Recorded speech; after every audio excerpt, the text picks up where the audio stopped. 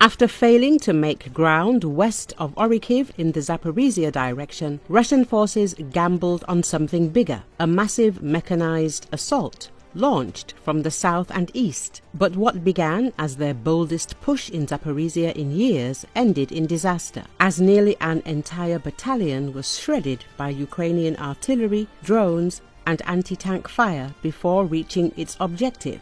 Euromaidan Press reports, the goal of the Russians is to achieve a long-standing operational objective and take the town of Orikhiv before a ceasefire can freeze the front lines. Orikhiv is a relatively small town of nearly 14,000 people pre-war, but it is the largest and most strategically important settlement in this sector due to the many open fields here. Therefore, it is of high importance to both sides for its ability to accumulate a large number of forces.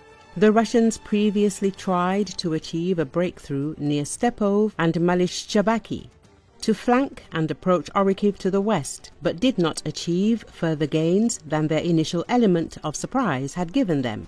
So instead, they are now trying to approach the city from the south and east by conducting the largest mechanized assault seen in Zaporizhzhia in years. Euromaidan Press reports, the main advantage of the Russian forces is to the east of Orikhiv, which consists of an interconnected line of settlements from the town of Polohi to the prefrontal village of Novokhalivka, that is 16 kilometers away from the town. This allows Russians to conceal soldiers and armored vehicles relatively close to the front line, and the use of urban layout as a cover for movement until they reach Ukrainian positions. However, while Polohi serves as a vital logistical hub just behind the front line, the town sits dangerously close to Ukrainian artillery guns. This proximity places Russian staging areas within range of Ukrainian artillery, rocket systems, and accompanying reconnaissance drones. Furthermore, Ukrainian forces hold robust defenses in Mala Tokmachka, enforcing lethal fire control on any advancing Russian units. Euromaidan Press reports that south of Orikhiv, Russian troops around Kopani, Novoprokopivka and Robotyne have virtually no cover to conceal their advance. The terrain, made up of open fields and settlements, completely reduced to rubble during Ukraine's 2023 counter-offensive, along with dense minefields, makes any assault costly from the start. Additionally, Russian assault groups must gather all the way in Tokmak, 23 kilometers from the front, stretching Russian logistics and allowing for easy detection by Ukrainian drones. The moment those columns roll into the open, Ukrainian artillery and drone crews stand at the ready to cut them down. Russians initiated their mechanized assault with over 40 armored vehicles, dozens of buggies and motorbikes for reconnaissance, and a total of 320 soldiers, making up almost a full battalion, combined with rear support elements. They launched their assaults from two pincers, from Kopani to Novodanilivka in the south, and from Polohi toward Mala Tokmachka to the east. On the eastern axes of Mala Tokmachka, Russian mechanized units drove into concealed Ukrainian anti-tank missile emplacements while being immobilized in minefields along the roads and fields. Eventually, some BMPs came close enough to engage Ukrainian positions with their autocannons. However, as soon as they became stationary, precise artillery fire tore the vehicles apart, killing anyone still inside or near the vehicle.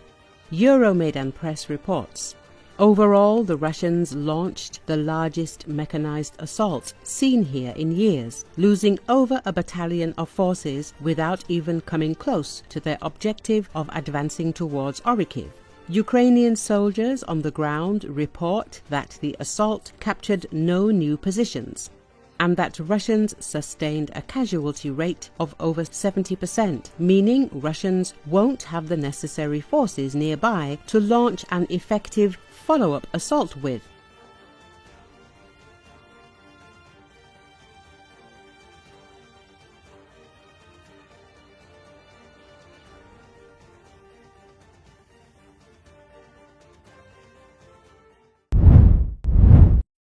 A senior Russian military official has been killed in a car explosion in Moscow region, local media reported on Friday, April 25. Major General Yaroslav Moskalik, deputy chief of the main operational directorate of the General Staff of Russia, was blown up in Balashikha. The explosion occurred in the courtyard of a residential building in the military quarter, when an improvised explosive device filled with shrapnel detonated near Moskalik. According to reports, at about 10:40 a.m., a Volkswagen parked near the entrance detonated, at the moment when Major General Yaroslav Moskalik came out of the house. He was killed on the spot by the blast wave.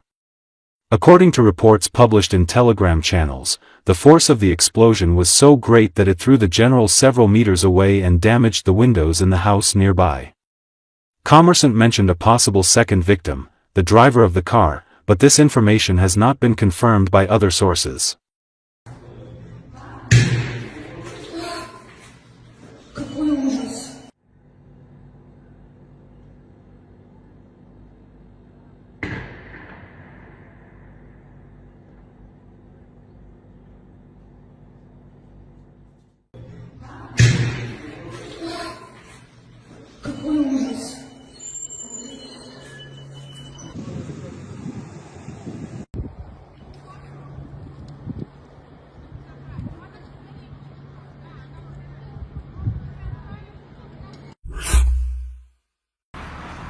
A military court in Russia's Tambov on Thursday sentenced a former general accused of fraud to 5 years in prison and a $9,600 fine.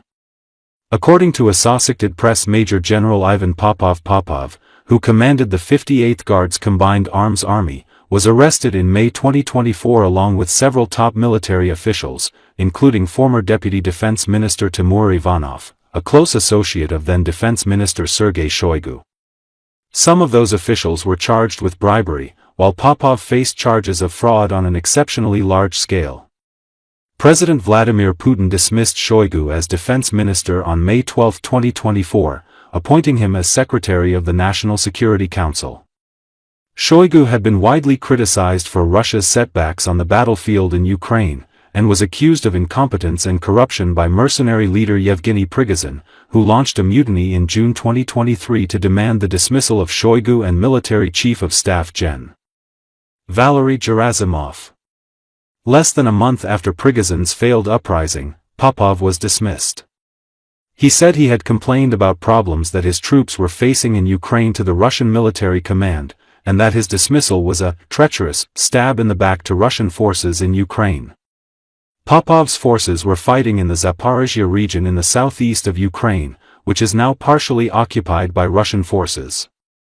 His dismissal came a day after the 58th Army's command post in the occupied city of Berdyansk was hit in a Ukrainian strike, killing a high-ranking general.